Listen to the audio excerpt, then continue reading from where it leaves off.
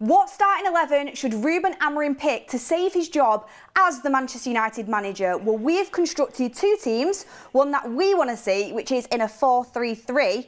But because Ruben Amorim said he's not changing no matter what, we have constructed the best possible 3-4-3, in our opinion anyway, that Ruben Amorim needs to pick to start getting some points on the board and save his job. So let's get straight into it. The goalkeeper is the same on either side. Mods has Amorim's formation. We have the fans' formation over here, and it is Senny Laman's. Yeah, I mean, look, it's kind of common sense. It's a bit of a mystery with Senny Laman. We don't know exactly how good he's going to be, but I like that mystery. I really want to figure it out and see him play, and I don't think Bayern there really has much of an argument into why he should be in his team. So yeah, goalkeeper, pretty simple, Senny Laman's. Trust the scouts is what we should say. Yeah. Next up on the board, we have right back in the 4-3-3 as Mazraoui, right-sided centre-back as Mazraoui in the Amorim formation. I'm just going to go ahead on this one. I think he's the best right-back that we do have at the club. Also, as well, because we're picking for the next game, we're not going to include like Dalot, Cunha, Mount, because you know injured, we need to get points now, and these are injured players. So Mazraoui has to be right back in a 4-3-3, and then for right-sided centre-back mods, based off what we're going to do with the rest of the team, that is his best position in Amorim's system. He's not a wing-back in that system, is he? Yeah, I don't mind it. Like everyone says, that is his best position, and I've seen him put in good performances. So similar with the right-back thing, I think Mazraoui should be a right-sided back. Yeah, right centre-back for sure. I mean, against City, trying to put crosses in as a right wing-back, as a full-back when you have a winger to rely on who's doing them combinations with you, it's so much easier. If you are asked to be basically doing the role of a winger, you're just not going to get that from Mazraoui. So in that system, it's got to be a centre-back. Yep. Next up on the board, we have De Ligt. In a back two, he's going to play. In a back three, he's going to play. It's pretty simple on that one.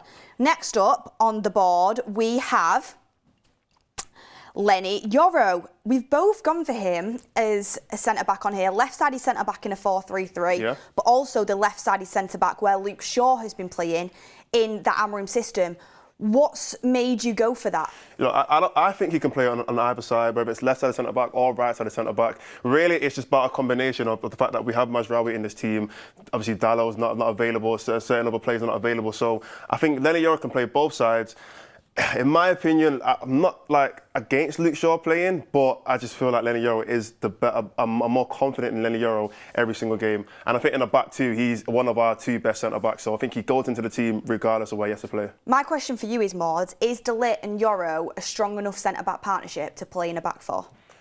As of right now, the position that we're in right now, yes. We're not in a Premier League title race. So if we were in a title race, then you can say, you can look at Liverpool centre-backs, you can look at Arsenal centre-backs, City centre-backs, and you can say, you know what, they might not be at that level. But as of right now, to get us back to even a top 8 finish, these two players are 100% good enough to do that. They're not even at Spurs in my level. Like, you look at Romero and Van de Ven, they are the next level up from Yoro and De Ligt. But I do think right now it's much better to play in that way, and I do think they are capable. And Leny Yoro especially has got so many levels to go up. I don't think we've seen the best of De Ligt yet. Yeah. That is what I would absolutely be going with. And the reason why Yoro is left-sided centre-back on this formation, the Amorim formation, is because, in my opinion, wing-backs are our biggest attacking outlet. You'll see more soon. Stay tuned for who we've got left-sided wing-back on that one. Yeah. So, next up on our list, we have got left-back Patrick Dorgu. I'm going to be honest, Mords was pushing for this one. I had to. Look, and I just wanted to see Dorgu in this team, and I think it's a bit,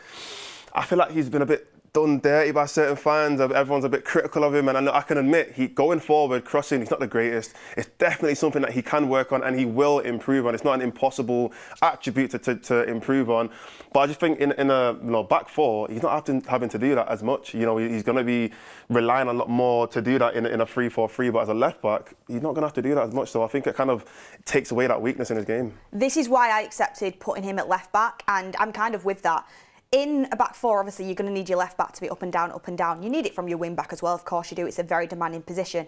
My issue with Patrick Dorgu playing left wing back in an Amorim system, and it's not his fault, is that is our biggest attacking threat every single game.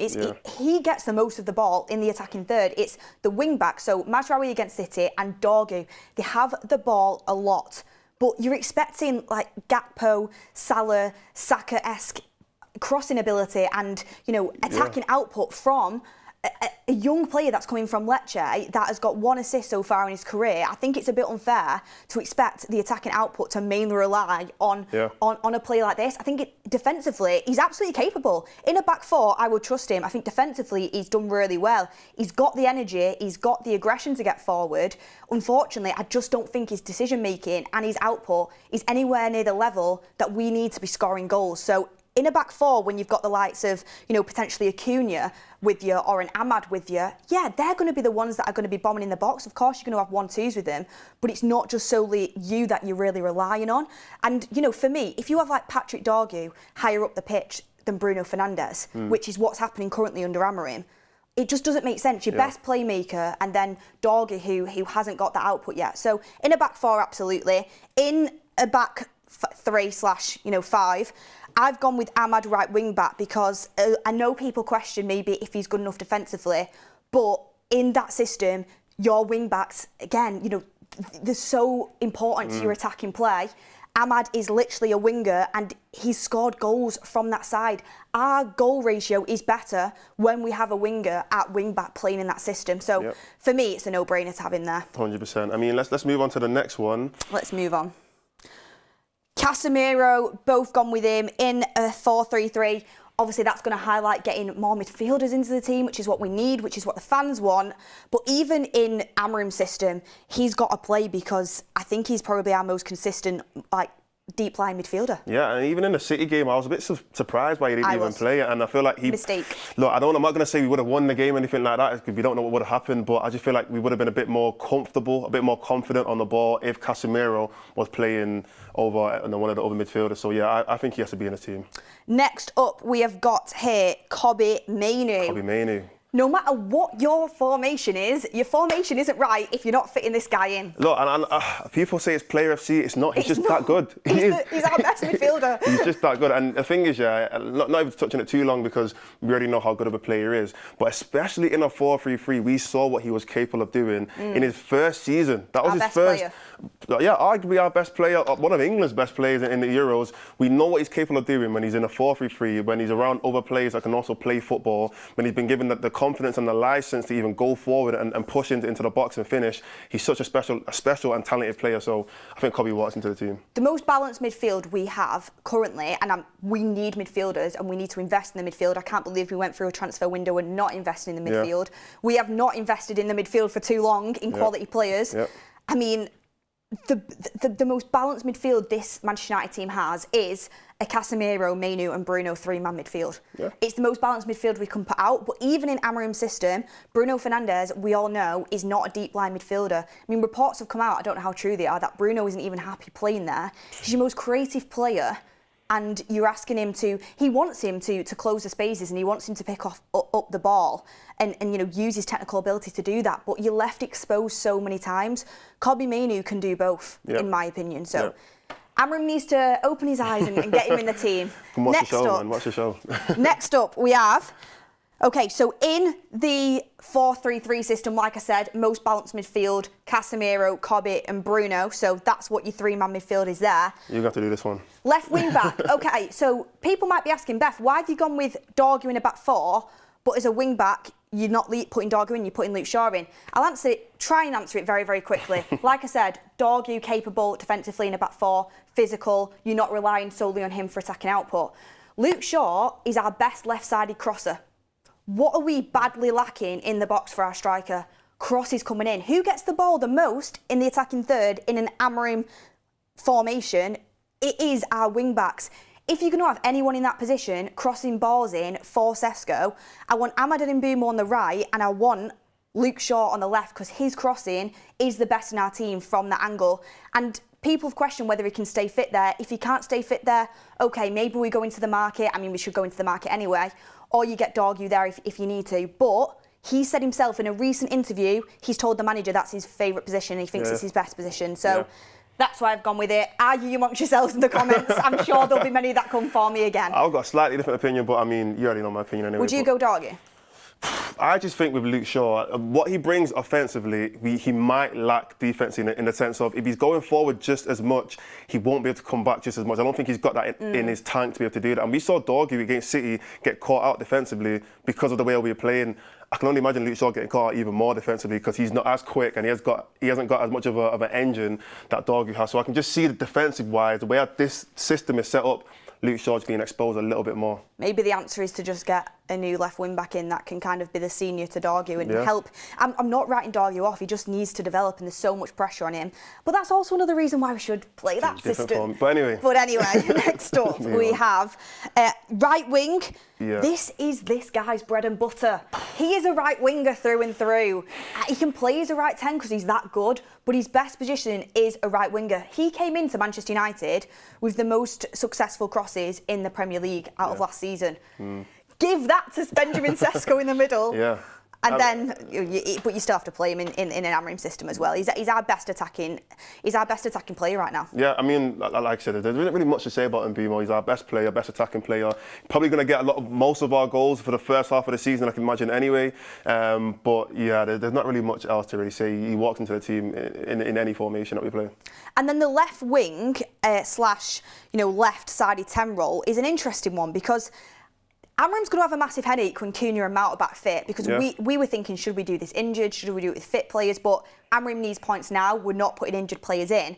But if Cunha was available, if Mount is available, it really does put that spot in Amorim's system. It gives you a massive headache. Do you drop Bruno? Do you not play Mason Mount, who's one of our better players at the start of this season? And what Cunha has to play, it feels like. It's a tough one. But for now, play Bruno Fernandes in his best position.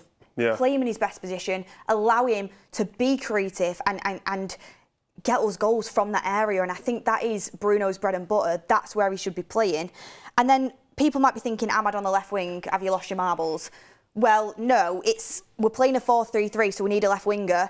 Ideally, I'd have Cunha playing off the left, but he's currently injured, so he's not going to play. Ahmad's our only other winger apart from Mbeumo, fit and ready to play.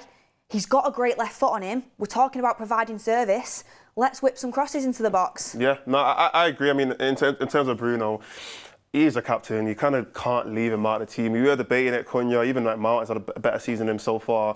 But again, I just don't think we can leave Bruno out of this team, especially in terms of that like leadership and stuff like that. You're going to need someone like this on the pitch. So I would still put Bruno in this team. And on that side, you're right, we don't have a left-sided player. All of our left-sided players are left. They're either on loan or they've left. So I think Ahmad kind of, I'm not going to say he walks in because it was still a big debate as to who was going to be on the left-hand side. But I think even Amrin said himself that like he's seen Ahmad play on the left for the international team and he likes what he sees and he did well. So I think Ahmad can play in that position. In the 10s against City, it was imbalanced. But if you have Mbeumo hugging the right side and you have Ahmad hugging the left side and getting crosses in the box, I think it could work for now until you get Cunha back into this team. Anyway, up front, this is the big one, and of course... Standard. And this is why I was so hung up on crossing.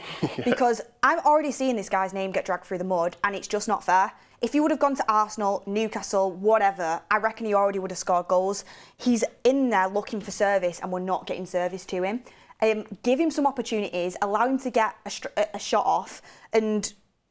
just provide some crosses in for him, which is what we've built our team around. So I don't think there's much else to be said. Let's get our 70 mil striker off the mark and provide some chances for him, Mods. Yeah, I mean, everything you said is 100% spot on. And we just want to get him off the mark. Like, Newcastle have got their striker off the mark. Liverpool have had Ekitike scoring goals. Arsenal have had Gyökeres scoring goals. Let's get our striker off the mark, get him scoring goals and put some crosses in so we can do that. Exactly. We've invested money into him. He's young, he's up and coming. Let's prove everyone wrong and get him on the score sheet, play to his strengths. But look, everyone, thank you very much for watching. Make sure you smash a like on the video. I love these type of interactive videos. Also comment down below, where did me and Maud go wrong? What 11 would you do? And also, which 11 would you pick? Would you pick the 4-3-3 or would you pick Amorim's 3-4-3? Thank you for watching, everyone, and we will see you on the next one.